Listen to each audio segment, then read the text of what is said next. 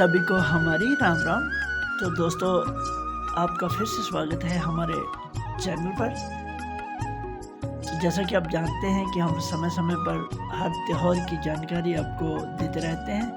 तो अभी नवरात्रे आने वाले हैं, तो उसकी जानकारी लेने के लिए हमारे साथ आज जुड़ चुके हैं हमारे ज्योतिषाचार्य श्री गुलशन कुमार जी। तो इनसे जानते हैं इन नवरात्रों के बारे में। तो गुलशन जी, सबसे पहले आपका स्वागत है हमारे चैनल पर। जय अनिल जी, जय श्री राम। बहुत बहुत अभिनंदन आपका कि आपने हमें इस काबिल समझा। तो हम आपसे ये जानना चाहते हैं गुलशन जी कि हमारे दर्शकों को बताइए कि ये जो नवरात्रे आने वाले हैं, ये कब से शुरू हो रहे हैं और इनका शुभ मुहूर्त क्या रहेगा। जी। खड्गं चक्रगदेषु परिगाञ्चोलम्बुशुण्डिं शिरा शङ्खं सन्दति करे स्त्रीनयनं सरभङ्गभूषावृतां नीलासंदुतिमास्य पादिदशकां सेवे महङ्कालिकां यां स्तोतसपते हरो कमलयो हन्तुं हन्तुं सदा कैटवम्। अनिल जी, आपके सभी श्रोतागणों को तथा दर्शकों को मेरी तरफ से हर हर महादेव, जय जय श्री राम। तो अनिल जी, मैं आपको यह पूछना चाहता हूं कि आप केवल मात्र नवरात्रों के विषय में जानना चाहते हैं, आप हिंदू नव वर्ष के विषय में नहीं जानना चाहते? जी बिल्कुल जानेंगे। हमारे दर्शकों को आप नव वर्ष कब प्रारंभ होगा इसके बारे में भी जानकारी दीजिए, क्योंकि बहुत कम युवा पीढ़ी को इसके बारे में ज्ञात नहीं है। जी अनिल जी, तो यह आपके बात माध्यम से उनको ज्ञात हो जाएगा। आपने बहुत अच्छा हमें पूछा कि क्या आप नव वर्ष के बारे में जानना चाहते हैं, तो हम बड़े आपके आभारी हैं कि आप लोगों को ज़रूर इसके बारे में जी बताएं। जी अनिल जी। जी अनिल जी, आपने बिल्कुल यहाँ पर बिल्कुल सही बात कही कि आज की जो युवा पीढ़ी है, उनको बिल्कुल भी इस विषय में पता नहीं होता कि हमारा हिंदू नववर्ष कब प्रारंभ हो रहा है। अर्थात उनको यह पता होता है कि हमारा जो न्यू ईयर का जो त्योहार है वह 1 जनवरी को मनाया जाता है, लेकिन उनको यह नहीं पता होता कि हिंदू पंचांग के अनुसार हर साल नया वर्ष कब मनाया जाएगा।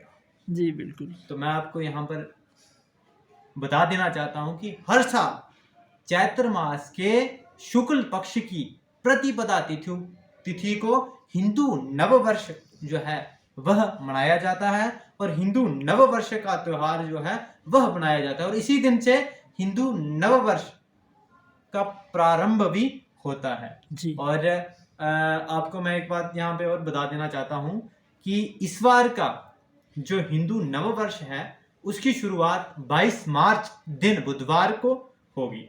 हिंदू नववर्ष में इस बार बुध राजा रहेंगे और शुक्र जो है वह मंत्री होंगे।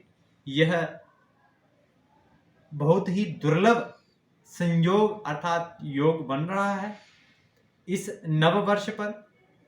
यह जो नववर्ष है यह 2080 के नाम से जाना जाएगा, और इसका जो नाम रहने वाला है वह पिंगल नामक संवत्सर रहने वाला है। और इसकी शुरुआत मैंने आपको बता दी कि 22 मार्च दिन बुधवार को होगी।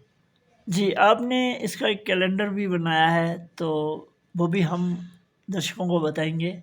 जी अनिल जी, उसके ऊपर अभी थोड़ा सा काम चल रहा है। जी। अवश्य ही हम आपके दर्शकों को भी एवं सभी के समक्ष उसको रखेंगे। जी। तो और आपने एक प्रश्न किया था मेरे से कि जो नवरात्रि हैं वह कब प्रारंभ हो रही हैं। तो मैं आपको ये भी बता ही देता हूँ कि नवरात्रों का प्रारंभ भी 22 मार्च दिन बुधवार को ही होगा। कहते हैं कि चैत्र मास के शुक्ल पक्ष की प्रतिपदा तिथि को ही हमारा जो नववर्ष का त्योहार है यह भी मनाया जाता है, और इसी दिन से माँ भगवती के, माँ वैष्णवी के, माँ दुर्गा के जो नव स्वरूप हैं एवं जो नवरात्रि हैं वो भी इसी दिन से प्रारंभ होते हैं। तो इसीलिए बहुत से ग्रंथों में एवं दुर्गा सप्तशती में श्लोक भी आता है प्रथमं शैलपुत्री च द्वितीयं ब्रह्मचारिणी तृतीयं चन्द्रघण्टेति कुसुमाण्डेति चतुर्थकं पंचमं स्कन्दमातेति षष्ठं कात्यायिनी च सप्तमं कालरात्रि महागौरी च अष्टमं नवमं सिद्धधात्री च नवदुर्गः प्रकीर्तिताः उक्तान्येतानि नामानि ब्रह्मणैव महात्मनः। अर्थात इस श्लोक में प्रारंभ से कि जो पहला नवरात्र है वह कौन से स्वरूप का रहने वाला है, दूसरा जो नवरात्र है वह कौन से स्वरूप का रहने वाला है, क्रमशः इसमें पूरा का पूरा विवरण जो है वह बताया गया है। जी जी शुभ मुहूर्त।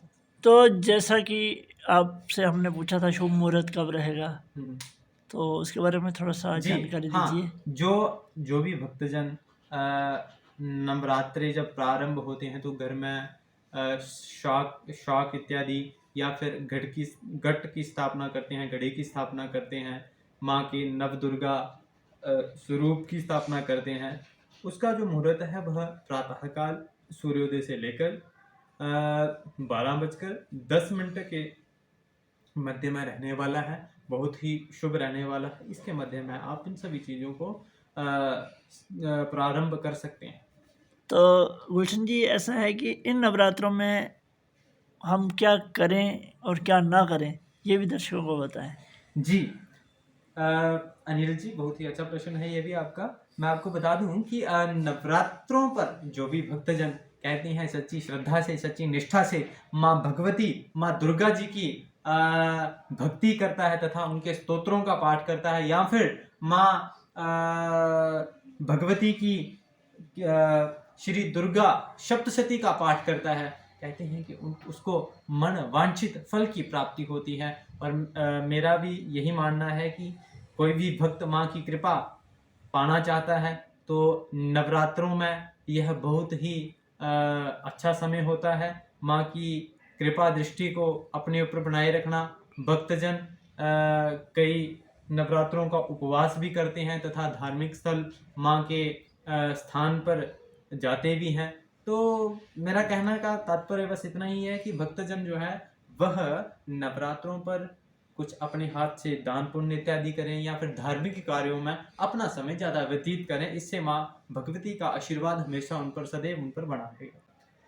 और मैं आपको बता दूं कि इस वर्ष का जो नव वर्ष है, जो 22 मार्च को हम मना रहे हैं, मैं आप सभी लोगों से आग्रह करता हूं कि यह जो नव वर्ष है इसको आप बहुत ही उत्साह के साथ तथा उत्सव के साथ मनाएं। इस दिन आप संध्या के समय अपने घर के मुख्य द्वार पर 5 दीपक जलाएं तथा अपने इष्ट देव की पूजा करें और इस नव वर्ष का जो है वह प्रारंभ करें। और इस बार बहुत ही अच्छा एक संयोग भी बनने वाला है, जो कि शनि देव जी बना रहे हैं। शनि देव जी 30 साल बाद कुंभ राशि में प्रवेश किया है इसी वर्ष, और बृहस्पति जो है वह 12 वर्ष के बाद मेष राशि में प्रवेश करेंगे। इसीलिए नए साल का महत्व और भी बढ़ जाता है। तो इसीलिए मैं आप सभी से आग्रह करता हूं कि इस नव वर्ष पर आप अपने मुख्य द्वार पर जो है वह 5 दीपक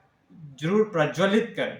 और यह जो लगे काम में आपका इस नव वर्ष का जो फल है वह भी बता देता हूं कि पूरे साल भर में क्या घटने वाला है, क्या नहीं घटने वाला है।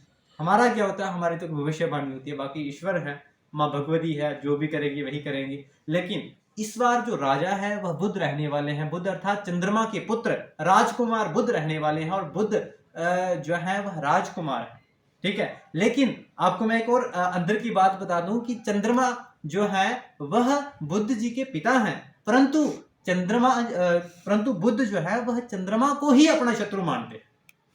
तो आप इसी से अंदाजा लगा सकते हैं कि यह जो साल रहने वाला है इसमें आप जिन पर ज्यादा भरोसा, अर्थात नेता लोग जितने भी होते हैं या फिर इत्यादि जितने भी हैं, वह सारे बोलेंगे कुछ और लेकिन बोलेंगे कुछ और करेंगे कुछ और। वो कहते हैं ना कि पीठ के पीछे खंजर मारना, उसी प्रकार की जो स्थिति है वह बनी रहेगी इस नव वर्ष पर। ये भी हो सकता है हाथी के दांत दिखाने की और खाने के कुछ और। जी वाह, क्या बात है। और यह चीज़ यह वाकई ही सच साबित होता है जब भी हम गणना करते हैं, तो बाकी ईश्वर की देन है। और आपको एक और चीज़ बता दूं कि इनका राजा तो बुध रहने वाले हैं, और मंत्री जो है वह शुक्र रहने वाले हैं, और शुक्र जो है वह स्त्री संज्ञक ग्रह की संज्ञा इनको दी गई है। तो मैं आपको बता दूं कि ज़्यादातर लोग सिनेमा, ये मतलब स्त्री संघ का कहने का तात्पर्य यह है कि लोग ज़्यादा से ज़्यादा जो है वह स्त्रियों की तरफ आकर्षित रहेंगे। मैं आपको बता दूं जो मूवीज़ होती हैं उनको देख, और उल्ट पुल्ट जो भी कार्य होते हैं सभी उसी के प्रकार से। जी आप समझ चुके होंगे जो मैं कहना चाह रहा हूँ। जी जी जी। तो दोस्तों, ये आज की जानकारी आपको कैसी लगी, कमेंट बॉक्स में ज़रूर बताएं, और इस वीडियो को जल्द से जल्द लाइक करें और अपने दोस्तों में शेयर करना मत भूलें। जी, तो हम जल्द मिलेंगे एक और ऐसी ही वीडियो के साथ। तब तक के लिए सभी को हमारी राम राम।